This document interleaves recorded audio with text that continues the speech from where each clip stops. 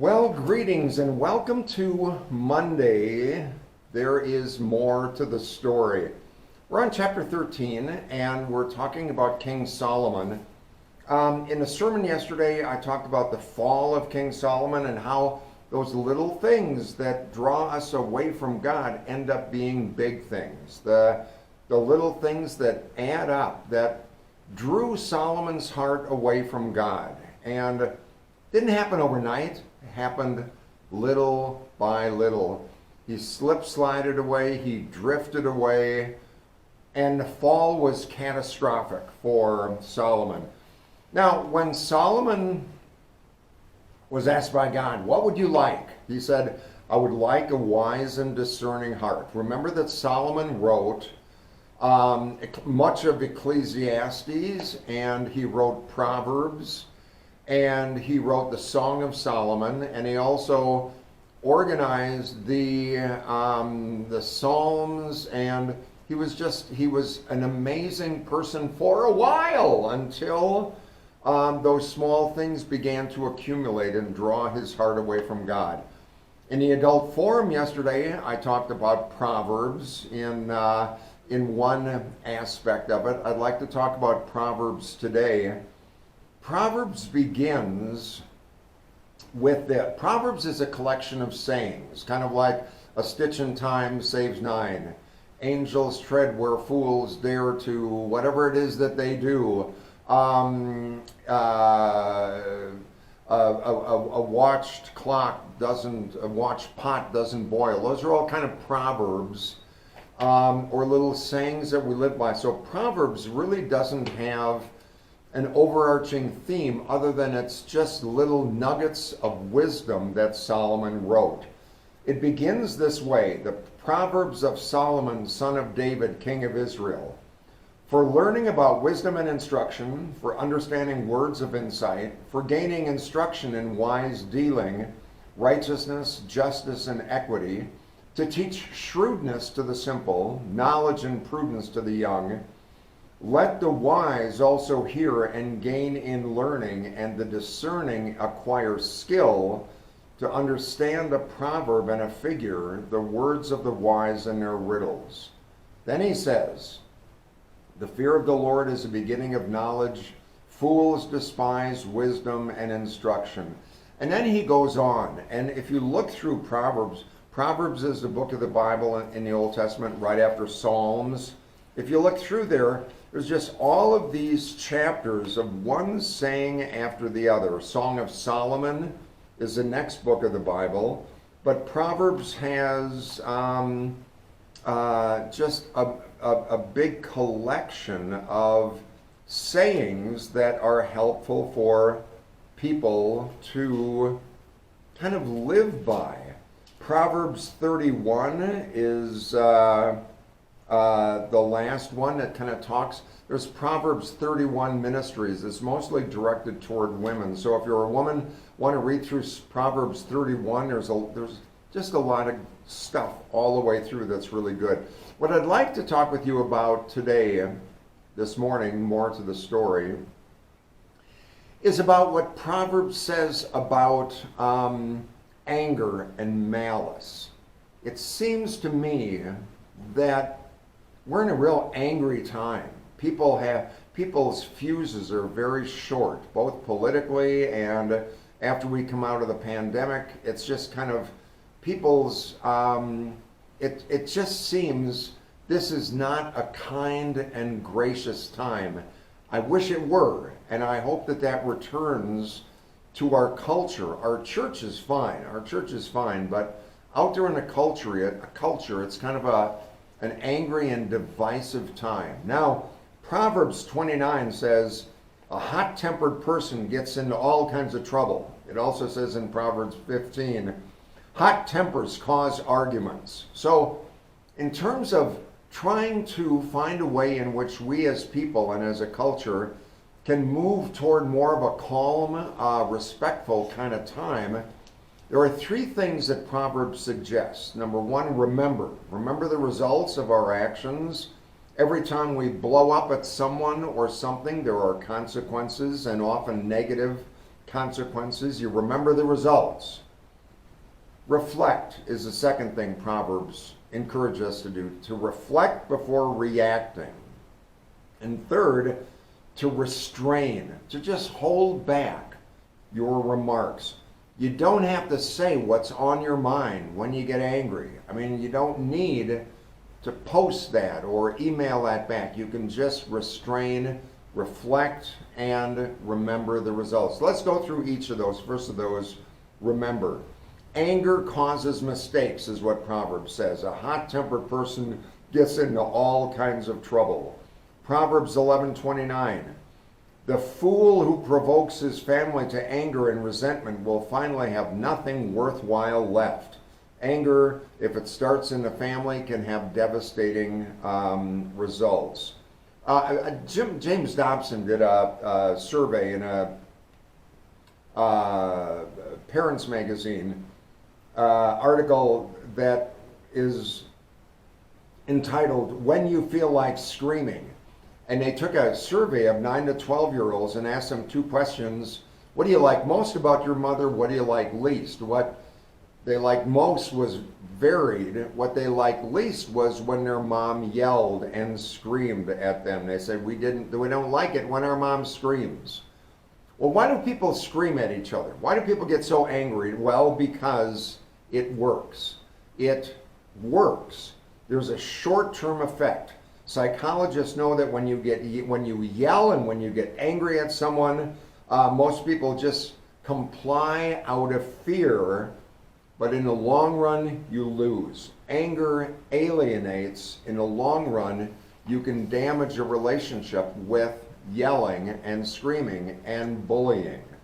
Proverbs says if you're going to get a grip on your temper, anger, remember the results, because the results of anger almost always are a negative result. Second thing Proverbs says is to reflect before reacting. I've said that in sermons multiple times. Don't respond impulsively. So often we want to say what first comes into our mind. Well, so does a 2-year-old. Let's not be 2-year-olds. You don't have to respond to everything. You can just reflect before reacting. Proverbs 29:11. A stupid person gives free rein to anger. A wise person waits and lets it cool. Proverbs 29:11. A stupid person gives free rein to his anger. A wise person waits and lets it cool. Just lets it cool. One of the best remedies to dealing with anger is just not to react and just to let it cool. The longer you hold your temper, the more it improves. If you let it off like a steam, it is almost always bad news. But the longer you hold it, the better it gets. Thomas Jefferson was a guy who said, when you're angry at someone, count to 10. When you're really angry, count to 100. If you're still angry, keep on counting. Well, that's pretty good advice. In Proverbs 12:16, like I said, Proverbs is just kind of a collection of one-liner or two-liner, just pieces of advice. Since Solomon had all of this wisdom, he kind of wrote it all down and wrote these proverbial kinds of sayings. So Proverbs 12:16, when a fool is annoyed, he lets it be known. Smart people will ignore an insult. For some folks, when you're angry, everything is a life and death issue. When you're angry, you can't ignore anything. A small pot boils quickly. What you get upset about, it shows the depth. What you get upset about shows the depth of your character and how big a person you are. Because the bigger a person you are, I think, the more it takes to upset you. Because you don't need to get upset. Proverbs 19:11. When someone wrongs you, it is a great virtue to ignore it. Okay, When someone wrongs you, it's a great virtue to ignore it. Maturity, part of maturity is the ability to overlook a hurt. Part of maturity is to overlook a hurt, to shrug it off, to be like like the beavers, I guess, maybe a little bit more than ducks, but to be like a duck and shake it off. Shake it off. Is it going to make a big difference in the long run? Sure, you'd like to blow off steam, but to just shake it off, to just shake it off. Nothing can make you mad. He made me mad. She made me mad. No, you choose to be mad. You choose your emotions. You choose to react. Nobody makes you react. You choose to react. You see, some people, when there's two people who are in the same circumstance, one person gets mad and blows up, the other person shakes it off because they are choosing that response. Think of this.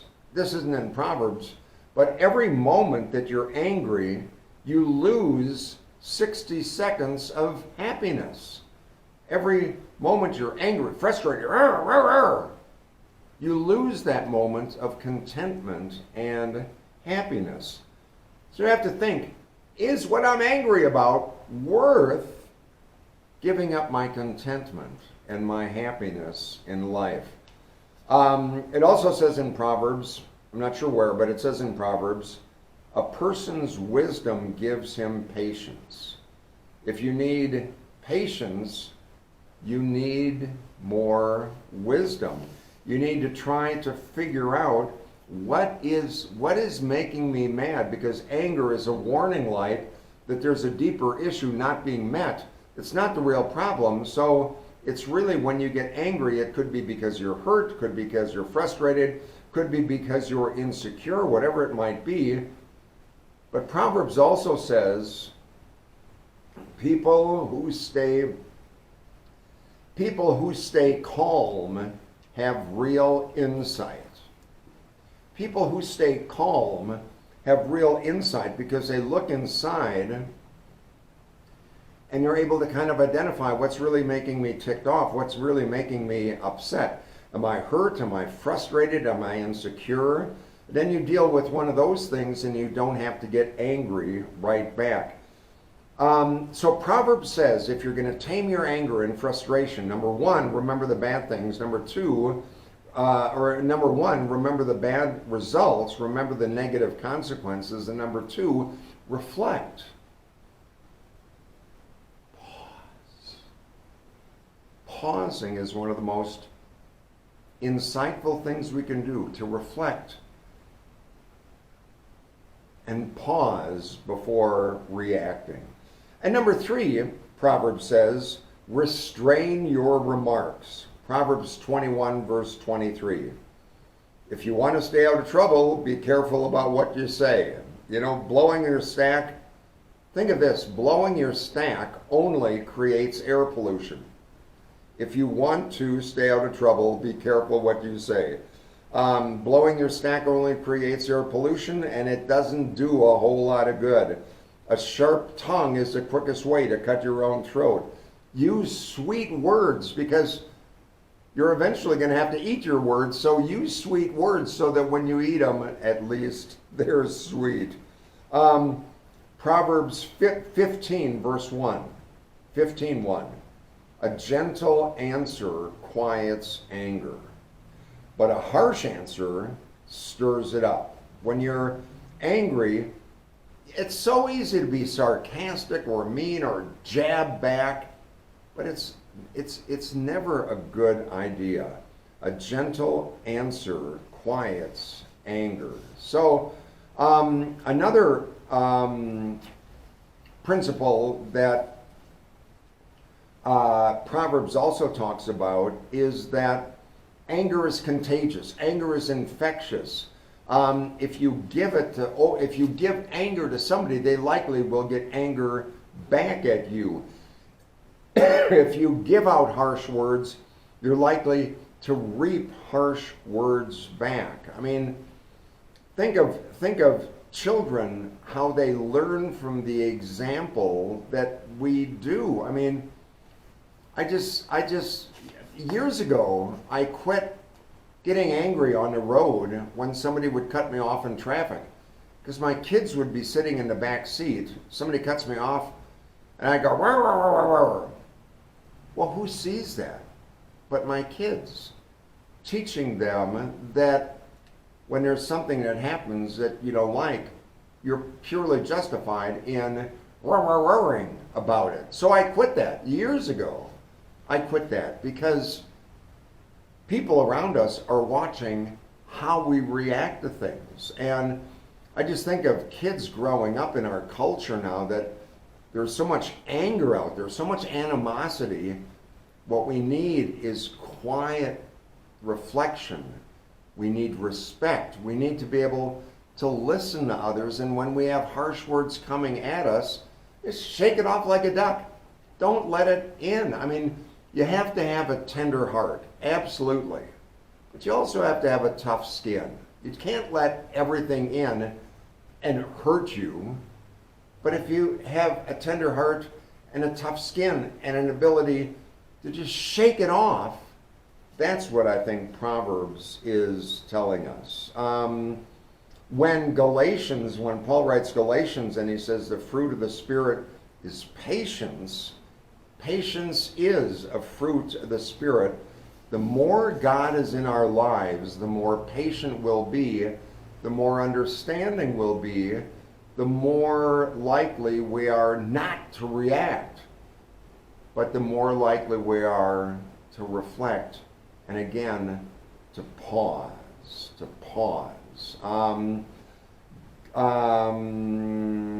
Jesus says, he says, you know, in this world you're going to have trouble.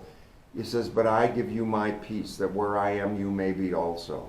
I think this right now, 2023, is a really important year for us to live with the fruits of the Spirit, with patience, without reacting, taking time to reflect in the midst of chaos. Jesus says, you're going to have trouble in the world, but I give you my peace. I think 2023 is going to be a good, important year for us just to live into the peace of Christ, because there might be trouble all around in the world, in our lives, all that kind of stuff.